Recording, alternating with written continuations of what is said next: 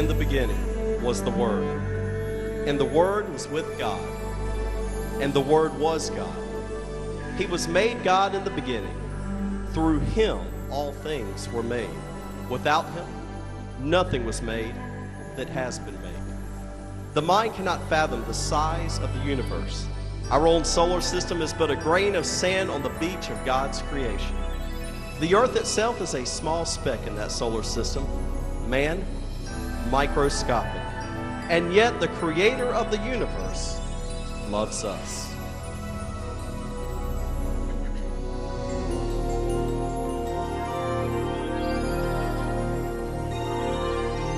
God of wonders beyond our galaxy, you are holy. The universe declares your majesty. You are holy.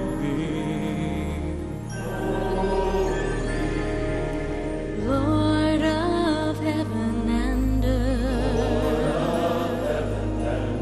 Lord of heaven and earth.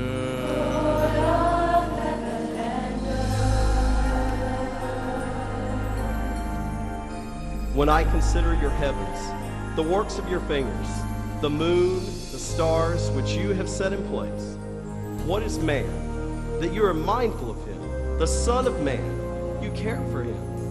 2,000 years ago, our Creator stepped into time and experienced humanity with all of its pain and fear. The Word became flesh and made his dwelling among us. He came to save men. The God who created the universe billions of light years wide made himself vulnerable for a creature almost too small to comprehend.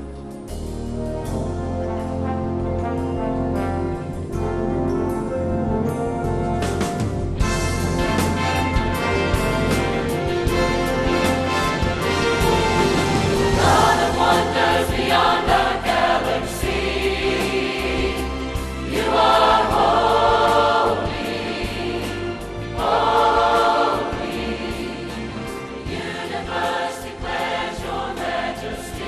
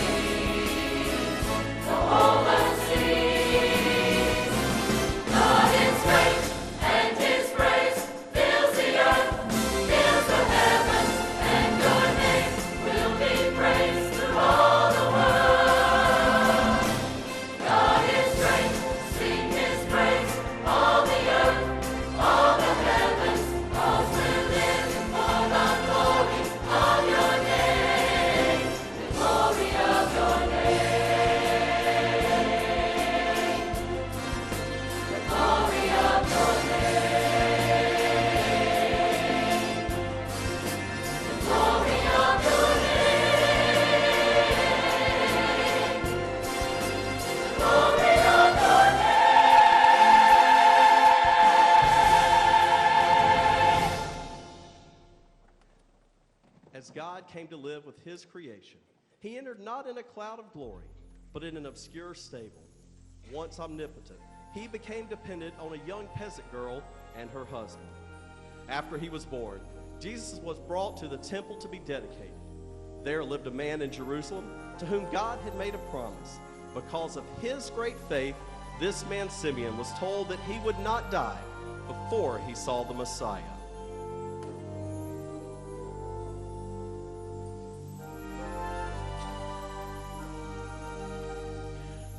I've just seen Messiah. He was at the temple this morning, a baby, just days old. I felt it in my spirit before I even saw him. I turned around to see, and I knew him immediately. I watched for him every day for years. Watched for him with the eyes of my heart. I saw the strength of his character, the love of his heart, and the innocence of his soul. God promised me that I would see the Messiah before I died. And I realized he was keeping his promise at that moment. In my mind's eye, I always believed the Messiah would be a strong, purposeful, and move with confidence and power. Instead, his mother was holding him, and he was holding a carved horse. I wonder if he realized who he was. Man of sorrows. Simeon knew the Messiah immediately. It was now for the rest of them to learn. After Jesus' ministry began, he didn't wait for people to find him and ask to be his disciples. He found them. I had heard of this man from Galilee. There were rumors of him throughout Judea. Every time we would come to shore, I'm a fisherman, we would hear about another thing he had done, another miracle. I don't know how to tell you what happened. I don't think I could explain it if I talked for years. It welled up inside of me like nothing ever had. My heart was telling me things my mind never could. So I followed him. Trust me, I know what I was like before he found me. I'm a miracle of Jesus. For years, I was haunted by demons until he came along. He spoke, and they obeyed. I have never seen such strength or felt such peace. As Christ's ministry grew, he and his disciples traveled throughout Judea, a hot, dusty, and dry land. And Jesus gave the people what they thirsted for, hope.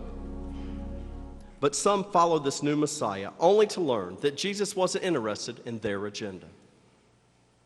When we went back to Jerusalem, I felt we were right on the edge of what God wanted us to do. Jesus entered Jerusalem, and he was greeted by hundreds of people waving palm branches. I was more excited and hopeful than I had ever been. I screamed over to Judas, the other Judas, he's the son of James, I'm Iscariot. I asked, "Can you believe this?" He was amazed. And when Jesus neared the place where the road goes down the Mount of Olives, the crowd began praising God louder than I would have believed. And the Pharisees in the crowd told Jesus to shut us up. You know what he said? He said, "I tell you, if they keep quiet, the stones will cry out." He has come to bring light to the darkness. He has come to bring freedom to the captives. He has come to restore the brokenhearted. It's time to proclaim the year of the Lord.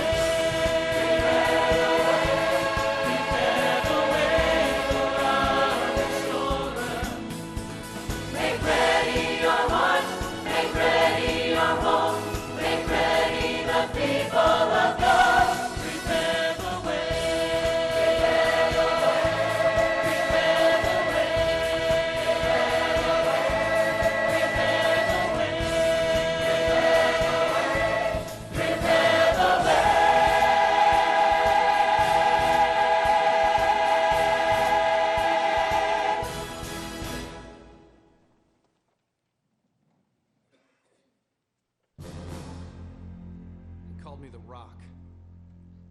A rock. You would think that with all the time I spent listening to him and trying to figure him out that I could see what he meant. Sometimes I didn't even know if he understood our need. There was an occupying army on every corner and he didn't seem to see it. I kept thinking, is he blind? If he couldn't see that, what was he looking at? What was he waiting for? We needed to be saved from the Romans right then.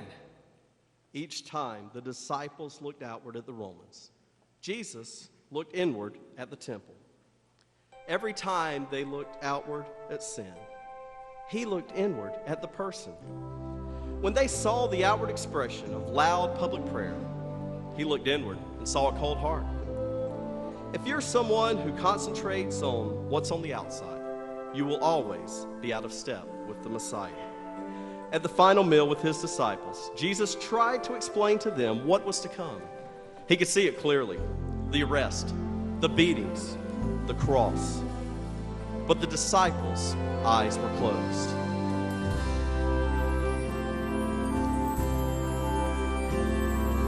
Take the bread, take the cup, broken and poured out for you.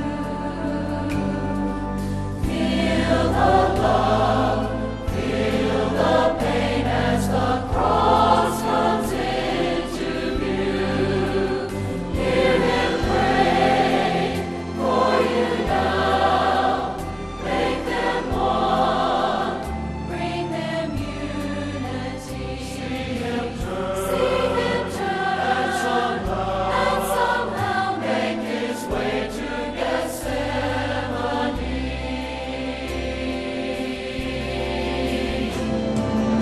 Every step took him closer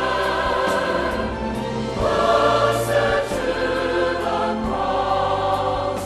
Every word that was spoken in love for the lost. Before the dawn of creation, his heart cried out for me. He left the wonders of heaven just to save, just to rescue me. Amazing love, how can it be?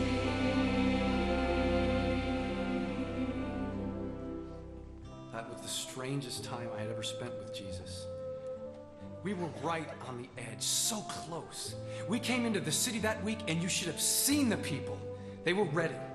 We were ready. I think even the Romans were afraid. The anticipation was hard to take. Then we took the Seder.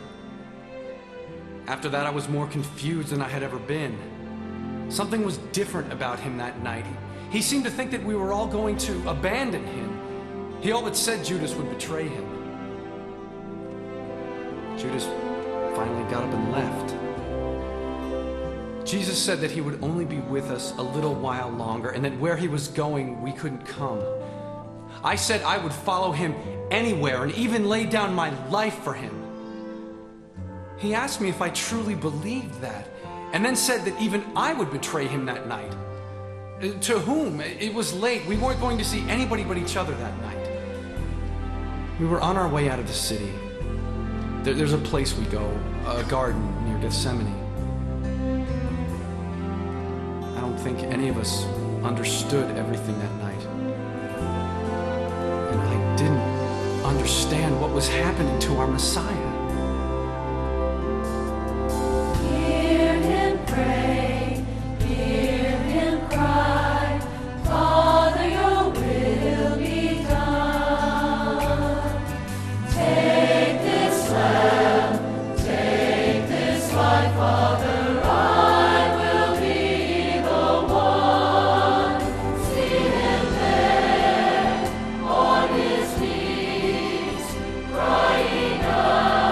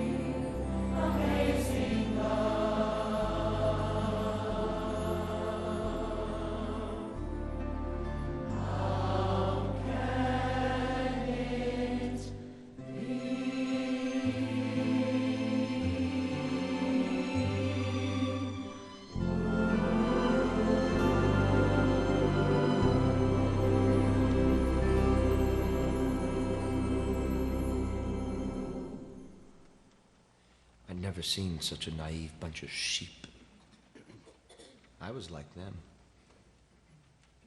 Then what Jesus was doing didn't make any sense. Now I've realized. He had no intention of overthrowing the Romans to become king. He had no political ambition, no drive. He was pandering to the wrong people. He spent all this time with the poor, the obscure, and the lame. That was a dead end. We needed alliances with the influential people of Jerusalem. We needed help from the Sanhedrin. We need money. We needed to court the Pharisees, not alienate them. Am I the only one that sees this?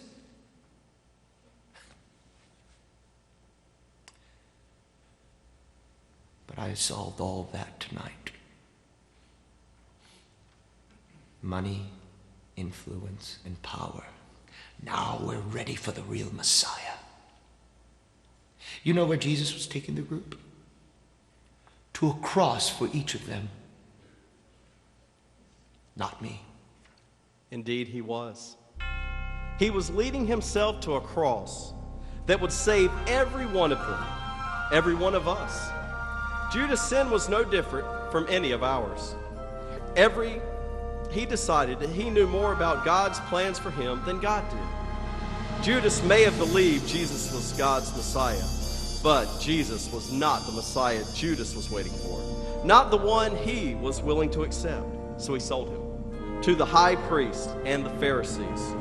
During the night, Judas led a detachment of soldiers and some officials to the Garden of Gethsemane, where the disciples were caught off guard and surprised, but Jesus wasn't.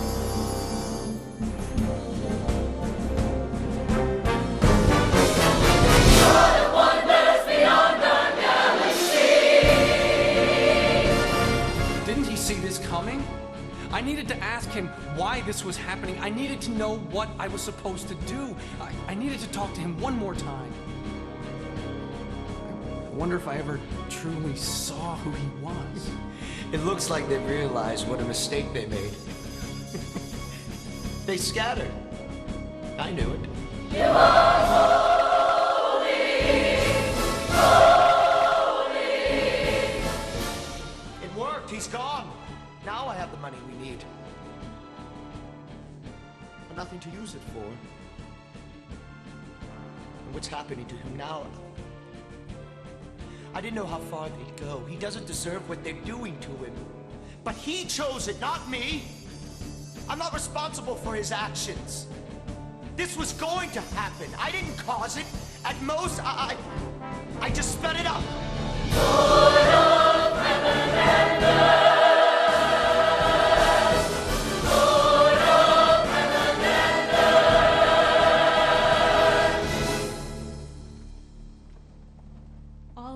Us was death and hatred, spitting, cursing, screaming. It was the worst place I had ever been. Where were the men? Where were his friends? Where were the people who pledged their lives and their honor to him? Christ was going to the cross. And the men he was to die for were hiding in dark rooms, too afraid to move and too weak to watch. What haunts me is that he didn't seem surprised by any of this. It was as if he had known this all along. Like he had prepared for it all of his life. I know you had me on your mind when you climbed upon that hill, for you saw me with eternal eyes while I was yet in sin. Redeemer, Savior,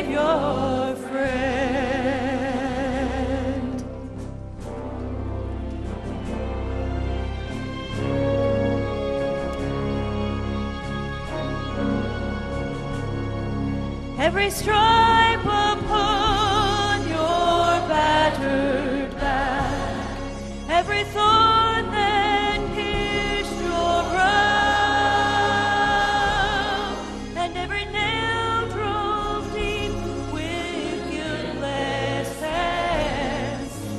that your love knows no end.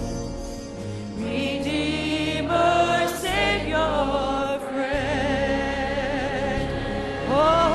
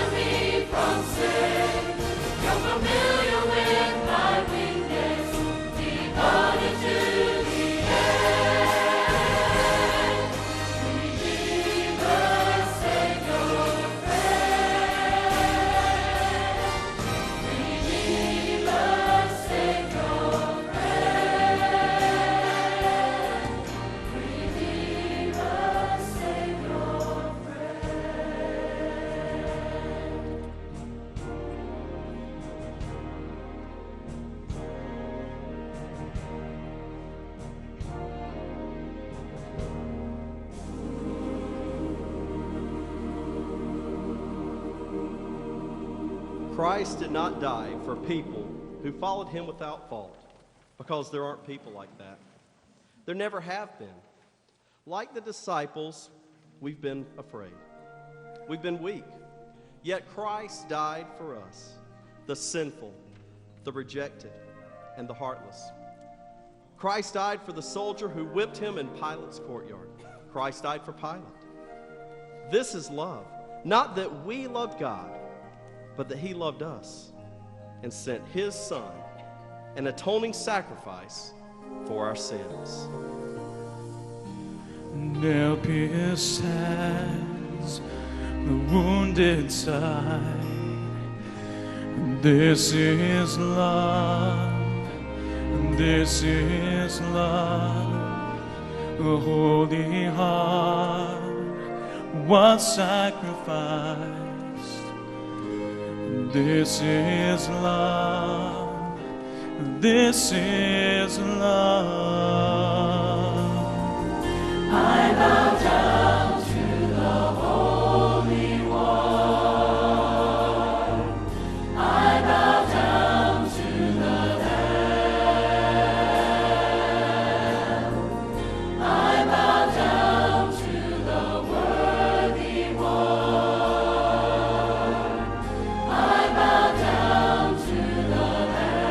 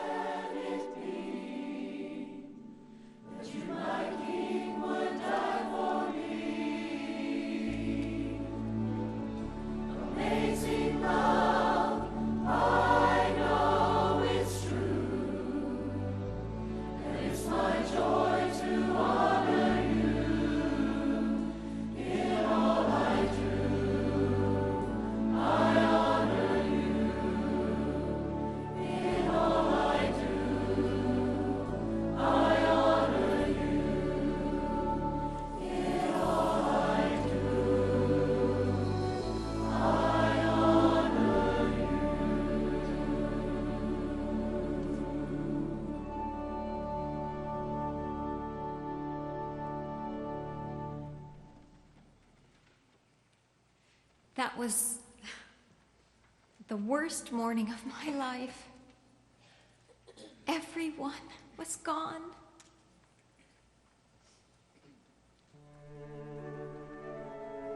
Everyone who had followed him, everyone who swore allegiance, gone. You know who was left?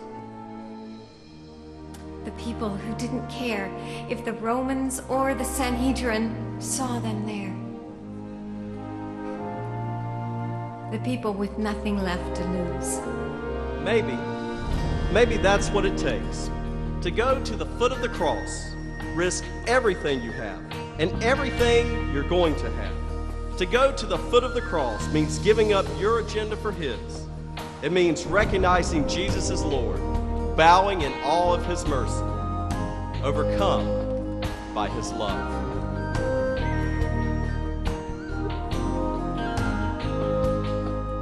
Beneath the cross of Jesus, Lord, I would spend my days in the shadow of the one who ransomed me. May I not become familiar with its marvelous good news, but live my life with it always in my view. At the foot of the cross,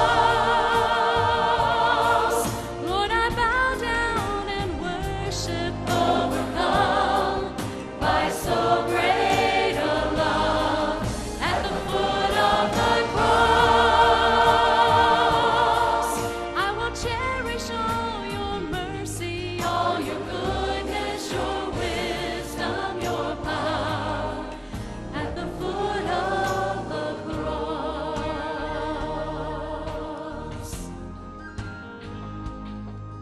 Upon the cross of Jesus, Lord, I would fix my eyes, for it always will remind me of these truths. My iniquity seems endless, yet greater still your grace, and I will glory in the cross throughout the ages. The cross, Lord, I bow down and worship, overcome by so great a love. At the foot of the cross, I will cherish all your mercy, all your goodness, your wisdom, your power. At the foot of the cross,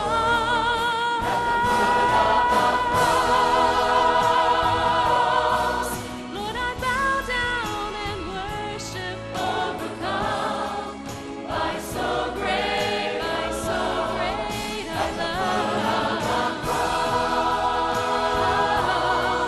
I will cherish all your mercy, all your goodness, your wisdom, your power. At the foot of the cross. At the foot of the cross. At the foot of the cross.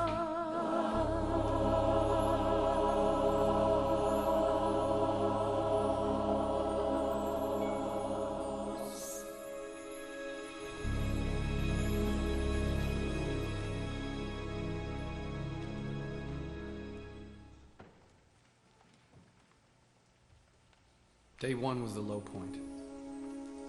I wanted it to be a dream so much. I woke up praying. Ironic. In the garden, I had fallen asleep praying. The dreams and the promises seemed to have died with him. I wished I had. And we felt powerless. So we hid. I spent the second day at home, living out the Passover. If the Father saved us with the lamb in Egypt, why didn't he have a lamb for us that night in Jerusalem? I went over and over what he said. What did I miss? He could have stopped this, I know it. I had to go to the tomb. I had to take care of him. He saved my life. I wanted to take care of him. I kept coming back to how I abandoned him. Did he die because of me?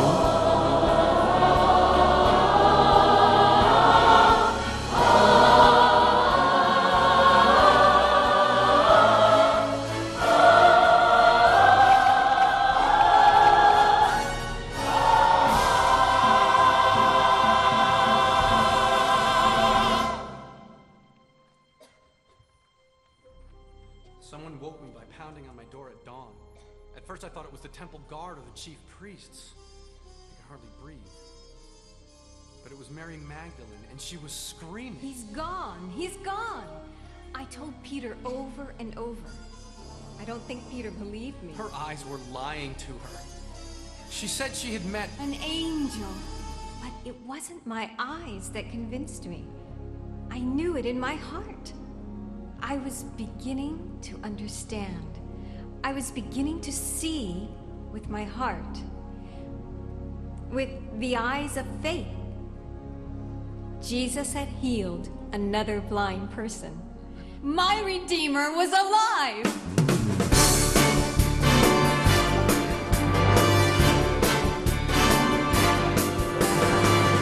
I know He rescued my soul. His blood has covered my sin.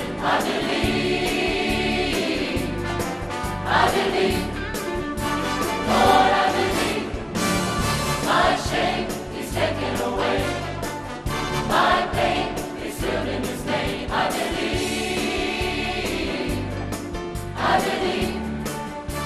Lord, I believe. I'll raise the banner. My Lord has conquered the grave. My Redeemer lives. My Redeemer lives. My Redeemer lives. My Redeemer lives. He lives.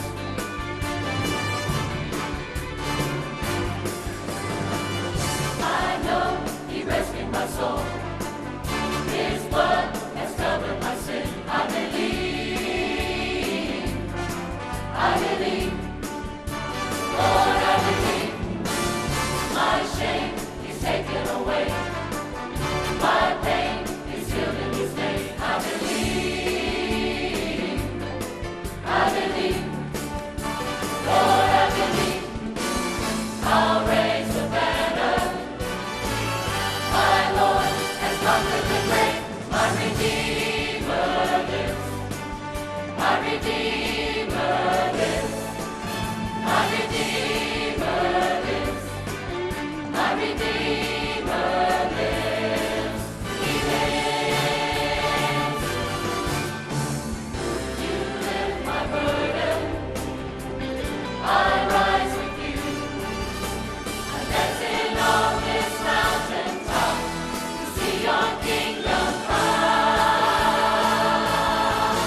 My Redeemer lives. My Redeemer lives. My Redeemer lives. My Redeemer lives. He is alive, so lift up your voice. He is alive, celebrate and rejoice. He conquered death with the power to forgive. My Redeemer lives, celebrate, He lives. My Redeemer, He is alive, so lift up your voice. My Redeemer, He is alive, celebrate and rejoice. My Redeemer, He conquered death with the power to forgive. My Redeemer lives. My Redeemer, He is alive, so lift up your voice. My Redeemer, He is alive, celebrate and rejoice. My Redeemer, He conquered death with the power to forgive. My Redeemer lives, celebrate, He lives.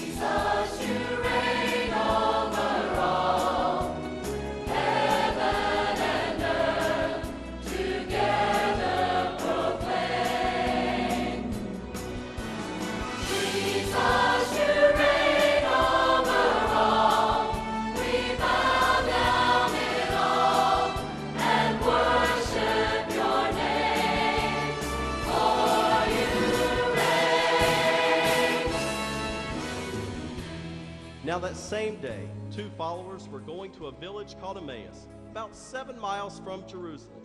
They were talking with each other about everything that had happened. As they talked and discussed these things with each other, Jesus himself came up and walked along with them. They were looking straight at him and didn't recognize him. But after dinner, the eyes of their hearts were opened and they recognized him. It was Jesus. He had risen from the grave. My eyes have been opened too.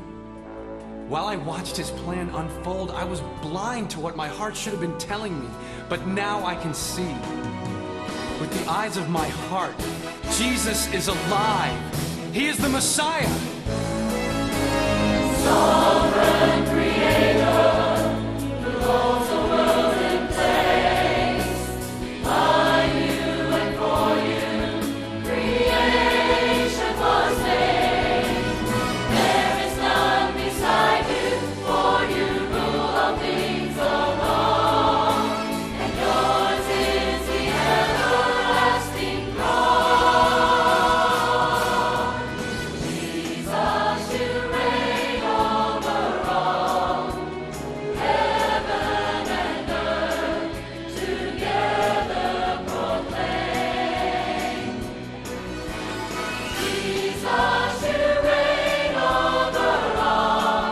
We bow down in awe and worship your name, for you reign.